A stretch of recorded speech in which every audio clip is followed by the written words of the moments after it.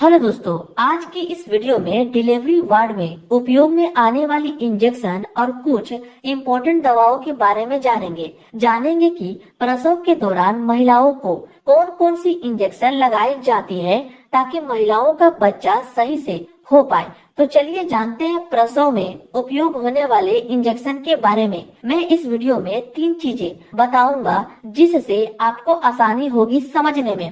पहला, दवा का नाम।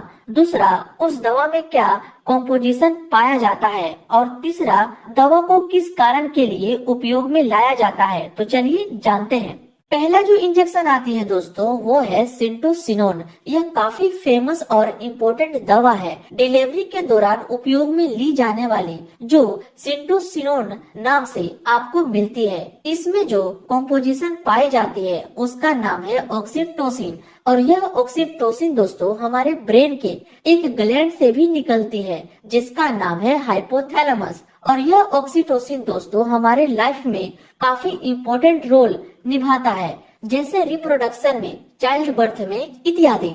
इसका इस्तेमाल दोस्तों यूट्रस कॉन्ट्रैक्शन में करते हैं, यानी कि यूट्रस के सिकुड़ने का काम करती है यह इंजेक्शन, ताकि लेबर पेन बढ़ सके और बच्चा बाहर इजिली आ पाए सिकुड़ने के कारण।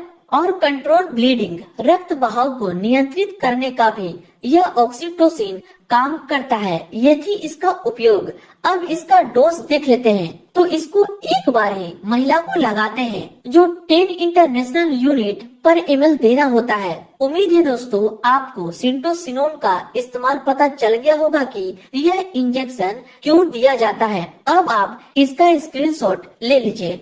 नेक्स्ट जो इंजेक्शन आती है दोस्तों, वो है पिटोसिन इंजेक्शन, जो मार्केट में आपको पिटोसिन नाम से इजिली मिल जाएगी।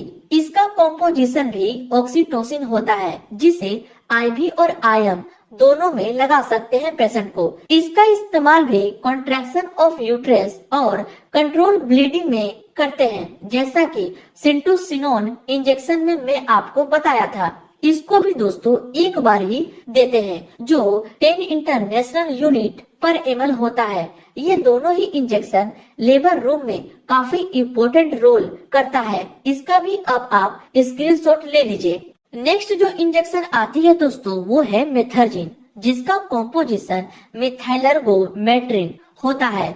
इसका इस्तेमाल दोस्तों बच्चे के जन्म के बाद होने वाले गर्भाशय से ब्लीडिंग को रोकने और नियंत्रित करने के काम में लिया जाता है, यानी कि दोस्तों महिला का बच्चा होने के बाद खून यूट्रस से ज्यादा मात्रा में बाहर आता है, उसे रोकने के लिए हम लोग मेथर्जिन इंजेक्शन का यूज करते हैं। Bleeding control after abortion, abortion के बाद होने वाली ब्लीडिंग को भी रोकने और कंट्रोल में लाने का काम करती है यह इंजेक्शन, जो 0.2 mg पर ml आती है, जिसे एक बार फीमेल पेशेंट को देते हैं।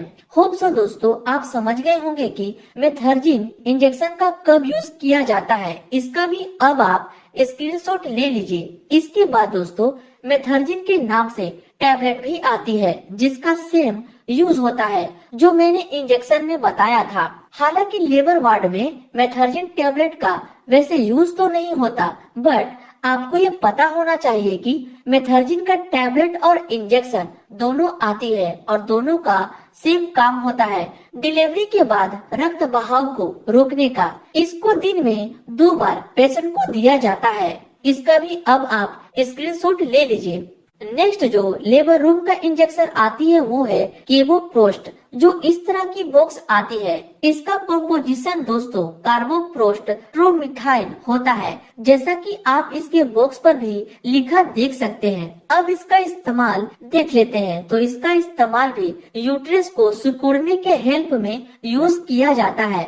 बिफोर एबॉर्शन, एबॉर्शन के पहले इसका इस्तेमाल किया जाता है ताकि एबॉर्शन इजी हो पाए यूट्रस के कॉन्ट्रैक्शन होने के कारण। और इसको दोस्तों इंट्रामस्कुलर में देते हैं, इसको आईवी में नहीं लगाया जाता है, यह आप ध्यान में रखना। इसका जो डोज होता है दोस्तों वो 125 माइक्रोग्राम पर ml होता है, जो लेबर वार्ड में डिलीवरी परफॉर्मेंस करने से पहले एक बार पेशेंट को लगाते हैं जो यूट्रस को सिकुड़ने का काम करती है। होप सो दोस्तों इतना आप समझ गए होंगे कि इस इंजेक्शन का यूज क्या है। इसका भी अब आप स्क्रीनशॉट ले लें।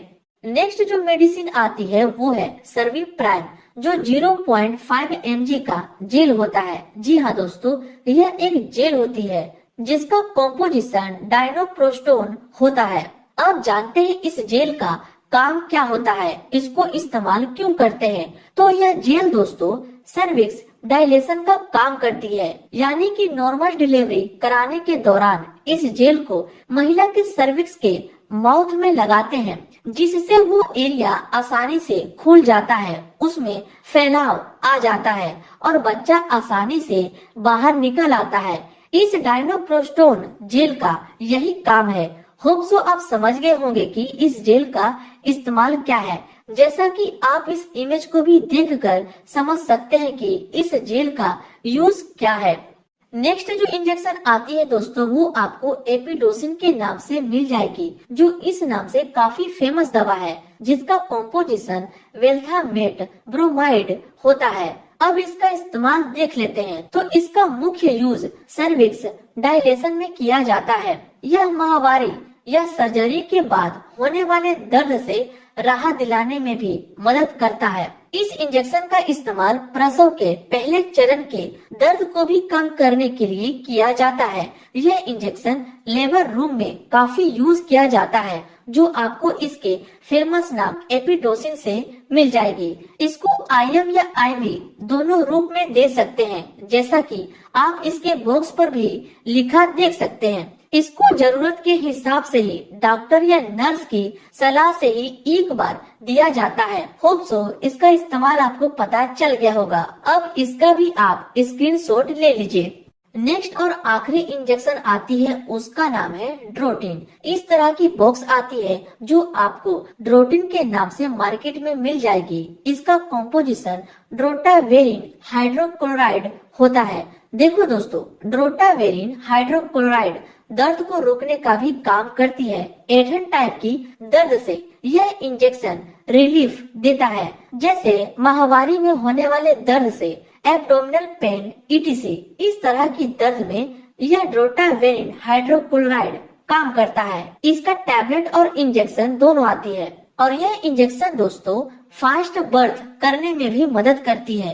इसी कारण ड्रोटिन इंजेक्शन का यूज लेबर वार्ड में किया जाता है। पेट दर्द जैसी समस्याओं में यह दवा काम तो करती है, पर इसके अलावा बच्चे को जल्दी जन्म करवाने में भी यह दवा काफी इम्पोर्टेंट रोल निभाता है, जिसे पेशेंट को 1 टाइम ही देना होता है। होप सो दोस्तों आपको इसका यूज समझ आ गया होगा। यह इंजेक्शन दोस्तों डिलीवरी को फास्ट करती है ताकि बच्चा जल्दी हो जाए। उम्मीद है आपको इस वीडियो में बताई गई इंजेक्शन का यूज पता चल गया होगा। कोई भी डाउट हो तो आप कमेंट जरूर करें। मिलते हैं अब आपसे नेक्स्ट वीडियो में।